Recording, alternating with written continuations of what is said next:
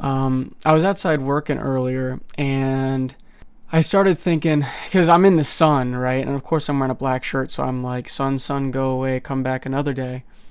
Yeah, I started thinking about Joshua when he's fighting the Ammonites, right? And he's praying for the sun to stop moving, and it does for about 3 hours.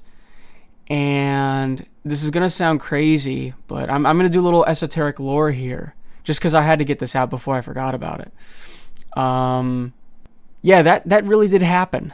I know it sounds crazy, but let me kind of explain my theory here. So, we know that Joshua, obviously, like I said, is fighting the Ammonites, and he prays for the sun to stop moving. Now, how would that work in real life? If it's not just a story, how does that make sense?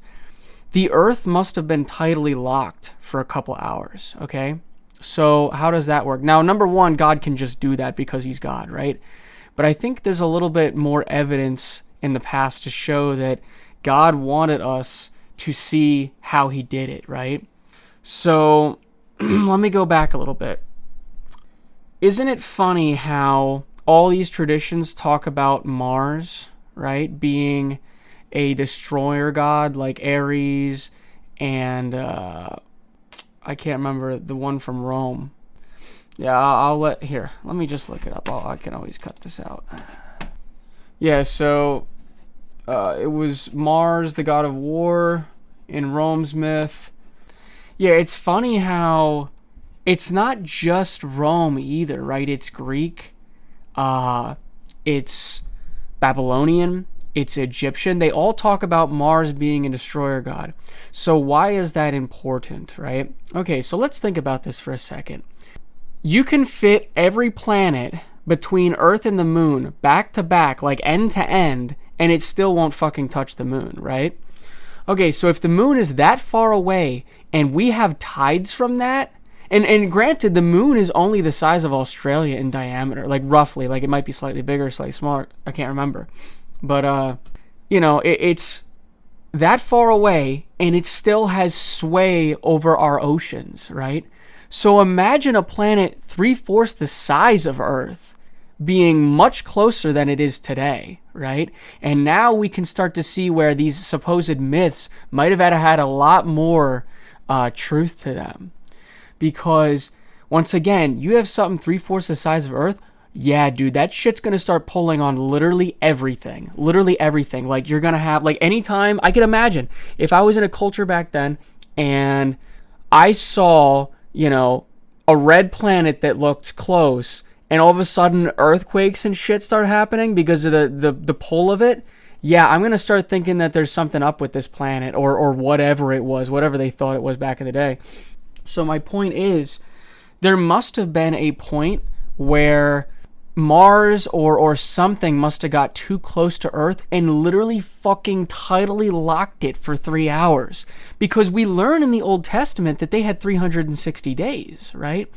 So obviously 360 days, just give it 5 years and you have 25 days, you're a whole month behind, right? So clearly these old people were not stupid because they had to know when to sow the crops or sow the seed and dig up the crops and whatever else. And they had to know when winter was coming. They had to know these things, right? So I really do believe that there was 360 days in a year. And what happened was, during the time of Joshua, when he does that prayer, yeah, dude, we get an extra 5 days because something in like the firmament in space literally just tidally locks the planet to face the sun for an extra 3 hours. And most likely, Mars whizzes by and goes a little bit farther outside the orbit, and so do we, right? Or it got close, or it must not have gotten closer because we'd still be feeling the crazy effects. But at some point there, it must have gotten thrown out or something, either an asteroid in space. I don't know what it was, but it must have happened. It must have, because the fact that now we have 365 days in the year, right? So whatever it was fucking insane. But the fact that, Joshua prayed that prayer and it worked. Now, either God knew since the beginning, either God knew from the beginning that Joshua was going to pray that prayer at the time, which he could easily do, or he could have also easily just done it, right? He could have just stopped the Earth's rotation for 3 hours. So, but I'm more inclined to believe that God had set it up from the beginning so that we could actually have a little bit of a history behind it. You know what I'm saying? That way we can look back and be like, oh yeah, that's legit. Like we can fact check it instead of him just doing something randomly and us not being able to verify it. Because granted, he does that in the New Testament, but still, like, it's a little bit more different. Yeah, I have a whole bunch more esoteric history or knowledge shit.